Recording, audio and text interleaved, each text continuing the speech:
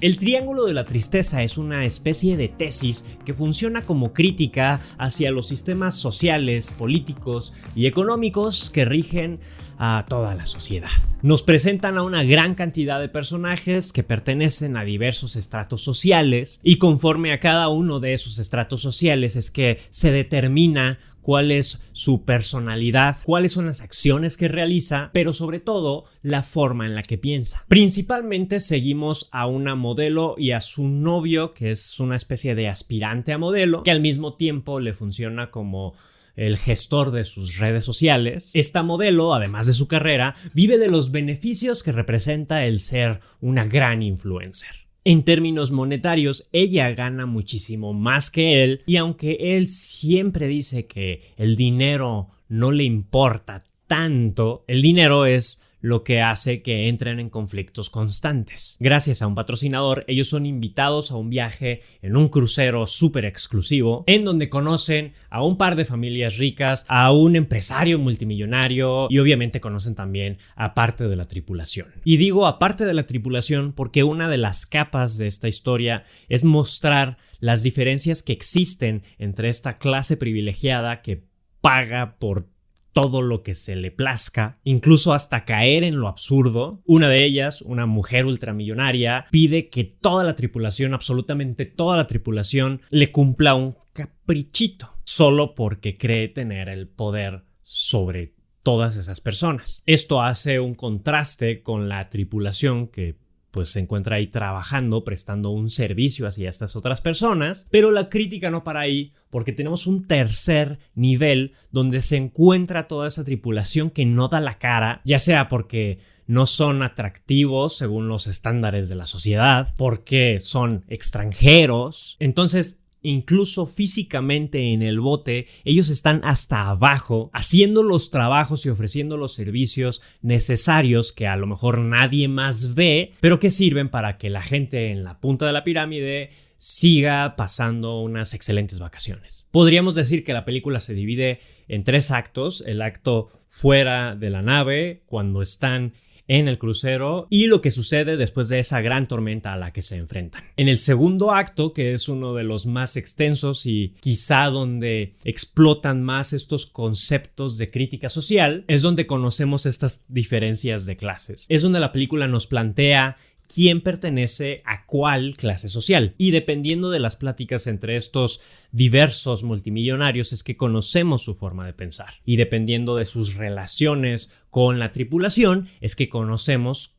cómo ellos ven al mundo y cómo creen que pueden actuar ante el mundo. Conocemos al empresario que se hizo millonario casi por accidente, pero cree tener la fórmula y la respuesta para convertirte en un empresario exitoso en los negocios, aunque realmente no sabe de lo que está hablando. Tenemos a esta otra familia bastante curiosa que forman parte de los creadores de las granadas de mano y cómo por medio de la guerra, gracias a su invención, ellos se hicieron millonarios. La crítica viene cuando ellos se quejan por los tratados de la ONU que han hecho que las guerras disminuyan y cómo con esa disminución, pues pobrecitos, les afectó en el negocio. Pero los azota una tormenta donde todo se vuelve un caos. Conocemos al capitán, que él al final es un empleado más y él tiene otra forma completamente distinta de pensar. Está fundamentado más en ideas socialistas. Para él los pasajeros no son las mejores personas en el mundo, pero aún así él necesita un trabajo que desempeñar y aun cuando sabe que tiene que desempeñar un trabajo ni siquiera está tan cómodo al grado de que se la pasa borracho la primera mitad de ese acto. Y aquí es donde cinematográficamente entramos en un conflicto. Al decir que la película es una especie de tesis es porque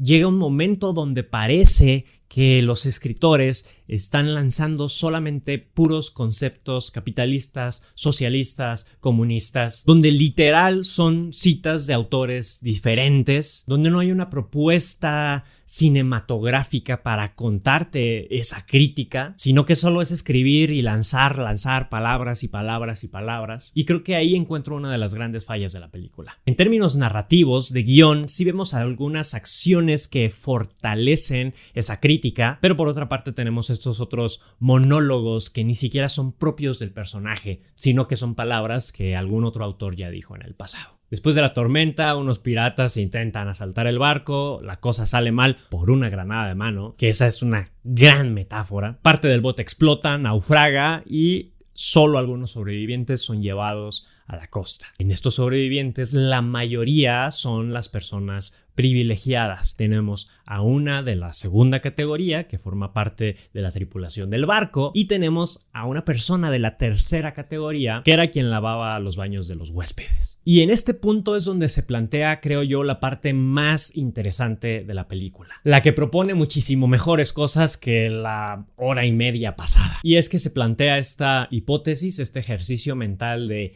¿qué pasaría si por alguna razón la sociedad se viniera tan abajo que el dinero ya no valiera, que los niveles sociales ya no existieran? ¿Qué pasaría si de alguna forma existiera la oportunidad de reformular a la sociedad? Tomar la sociedad como la conocemos actualmente y llevarla a un límite donde todas las reglas que nos rigen acá ya no existan dentro de este otro lado. Y así es donde nos encontramos con estas personas multimillonarias que precisamente pagan por que les hagan todo, y como no saben hacer mucho o nada, y como el dinero ya no vale en esa isla, pues plantea una excelente pregunta: ¿qué van a hacer para sobrevivir? Y ahí es donde escalan estas otras personas que han adquirido habilidades con el paso de los años, y que esas habilidades son las que precisamente ofrecen a estas otras personas lavar baños, organizar comidas, saber siquiera cazar o pescar. Saben lo que representa lo mínimo para poder sobrevivir. Y ahí es donde empiezan a cambiar las jerarquías de poder. Ahí es donde toda la parte teórica se convierte de alguna forma en práctica. Por eso digo que esta es la parte que funciona muchísimo mejor en la película. Pero en términos generales, la película termina siendo más una pieza crítica que una pieza cinematográfica bien ejecutada. Por eso es que yo tengo ciertas reservas acerca de su nominación a la categoría de mejor película en esta edición de los Oscar, ya que como logro cinematográfico no le encuentro muchísimo más allá que la crítica misma que realiza, y es ahí donde regreso a este punto en el que creo que la Academia muchas veces solo nomina a películas por la ideología que presentan. En esta ocasión creo que queda más que claro que fue así. La película no es un gran logro cinematográfico, no demerito que esté filmada con los estándares de calidad que definen lo que es una película buena, pero para alcanzar una nominación en esta categoría creo que sí se queda bastante corta. Entonces creo que es la Academia diciendo: hey, yo también pienso como piensan en esta película, aunque sabemos que la realidad es completamente diferente. Al final, El Triángulo de la Tristeza se encuentra nominada a mejor película, no hay nada más que hacer, pero dudo por completo, ya que ni siquiera debería estar ahí, dudo por completo que tenga alguna chance mínima de ganar.